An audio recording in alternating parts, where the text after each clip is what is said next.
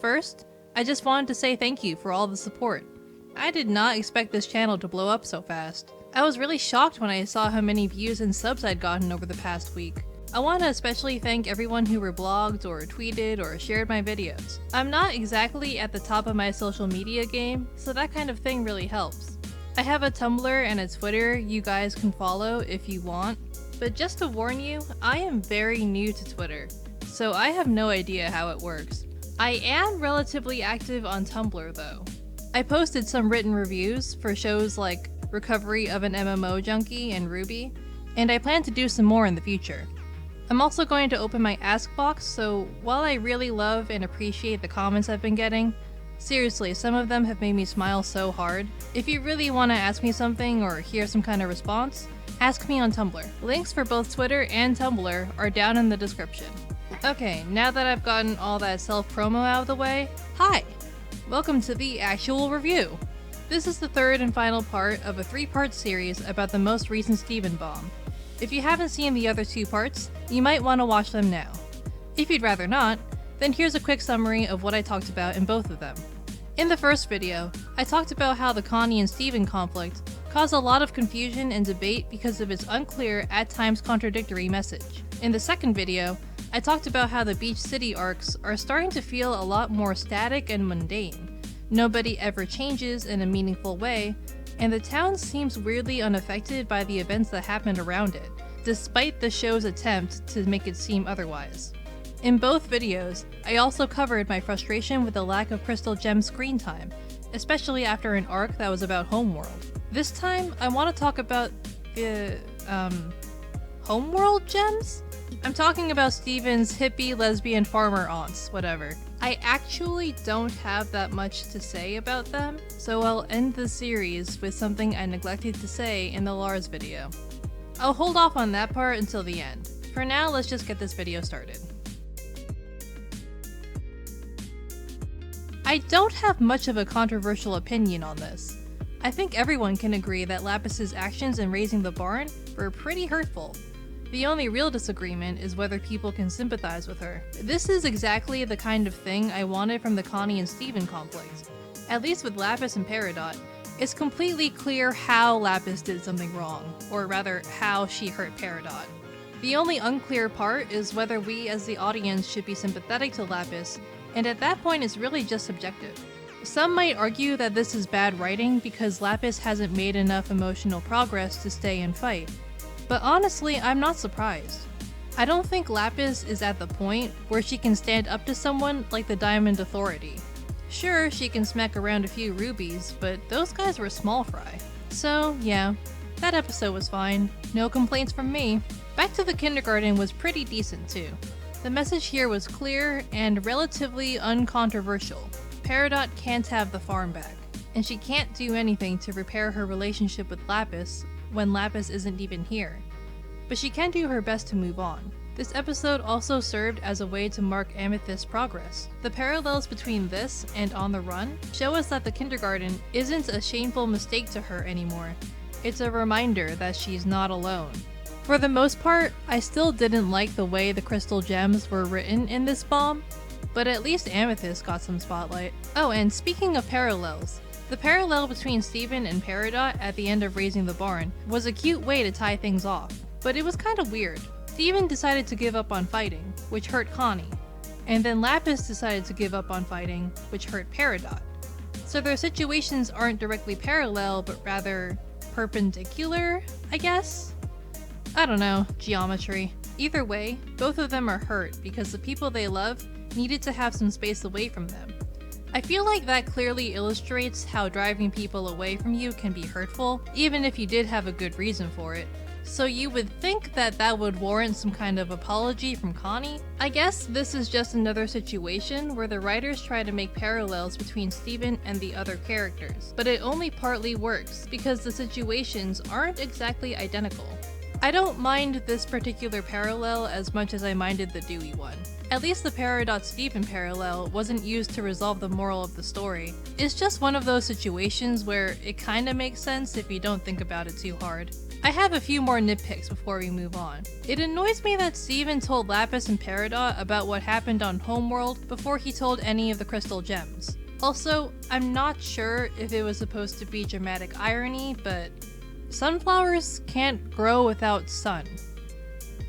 Okay, a lot of flowers can't grow without sun, but sunflowers.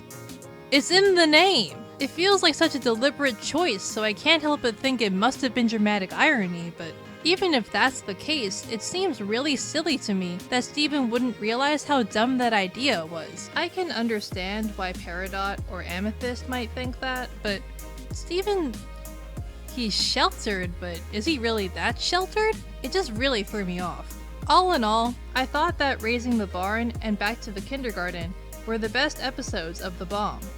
But that's not saying much. I can't help but wonder if the drop in quality is somehow tied to the hiatus. I'd been thinking about it while writing the Lars script, but I ultimately decided not to bring it up, because I wanted to focus on the actual content of The Bomb. I think it's important to evaluate the episodes on their own, without thinking too much about what the writers say, what the leaks hinted at, what the shaky camera footage from San Diego Comic-Con showed us. There are going to be people out there who watch Steven Universe and don't know any of these things. There are going to be casual viewers who get to this bomb and get confused when Steven acts weirdly calm about Lars being on the run from the Diamond Authority.